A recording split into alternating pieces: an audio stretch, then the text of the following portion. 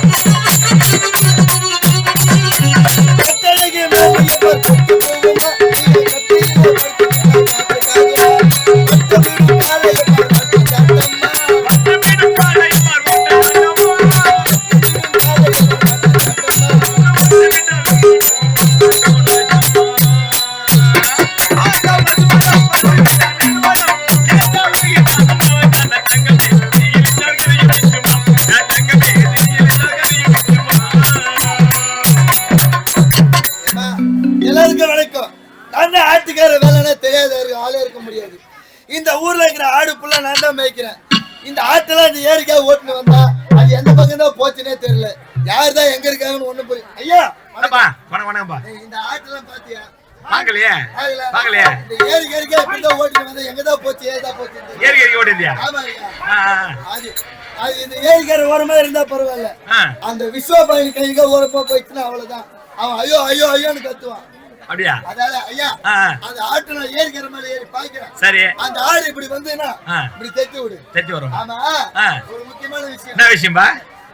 உங்க பையனுக்கு கல்யாணம் பண்ண போறேன்னு சொல்லி கல்யாணம் பண்ணிட்டேன். கல்யாணம் பண்ணிட்டேன். கல்யாணம் பண்ணிட்டியா? இப்பதான் ஒரு 6 மாசம் ஆச்சுடா கல்யாணம் பண்ணி. 6 மாசமா? ஆமாண்டா. எவ்வளவு ஆச்சு கல்யாணம்? 8 லட்சம் ரூபாய் ஆச்சுடா. ஐயோ ஆமா. ஒரு பையனுக்கு 8 லட்சம் ரூபாய் ஆச்சு. ஆமாண்டா. என்னடா இது? என்னடா? அப்ப நான் 3 பொண்ணு வச்சுக்கிறேன். டேய் இந்த கலியுகத்துல 3 பொண்ணு இருந்தா ரொம்ப கஷ்டம்டா. ஏன்னா ஒரு பொண்ணுக்கு 10 லட்சம் ரூபாய் அவன்ட செலவு. எவ்வளவு? 10 லட்சம் ரூபாய். நான் ஏன் செலவு பண்றேன்? என்னடா? என்ன குழப்பம் மதமா? ஏன்? ஆளுக்கு செகண்ட்ல 800 ரூபாய் கொடுத்து ஒரு போன் வாங்கி கொடுத்தா போதும். அதாவது அவனு தள்ளின்னு போடும். சமாச்சார நீ சத்தியமா என் பெரிய பொண்ணுக்கு ஒரு செல்லு வாங்கி கொடுத்தேன். அவன் ஐசுக்காரனை தள்ளின்னு போட்டான். சரி. சின்ன பொண்ணுக்கு ஒரு செல்லு வாங்கி கொடுத்தேன். அவன் 7 வீட்டுக்காரனை தள்ளின்னு போட்டான். நல்ல குடும்பம் நம்மளுது. இப்ப 3வது ஒரு பொண்ணுக்கு லாஸ்ட் பொண்ணுக்கு வாங்கி கொடுத்துக்கிறேன். அது இப்பதான் பார்த்து நிக்குது. அதுவும் கிளம்பிடும். அந்த மாதிரி சிக்கனமா பண்ண பாரு. நீ மாதிரி 8 லட்சம் 10 லட்சம் செலவு பண்றியா? என்ன மாதிரி கௌரவமா இருக்கணும். ஆமா சரி சரி ஐயா. அந்த ஆடு வந்து தெத்தி விடு. அந்த பக்கம் தெத்தி விடுறேன். அப்ப நான் போட்டா சட்டா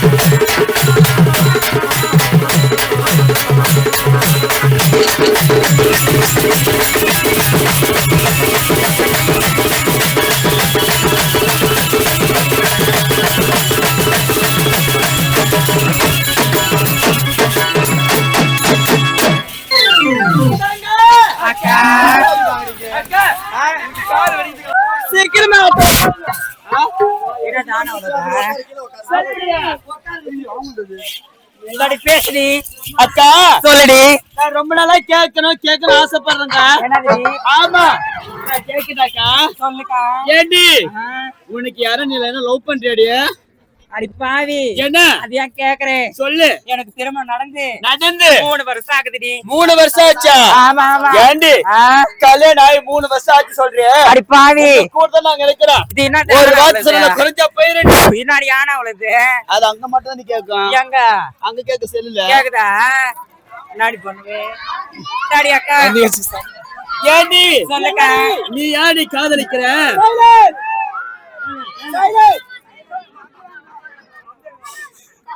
இங்க பாருங்க, சொல்லுடி. நான் ரொம்ப நாளா ஒருத்தனை லவ் பண்ணிக்கிட்டே இருந்தேன் தெரியுமா?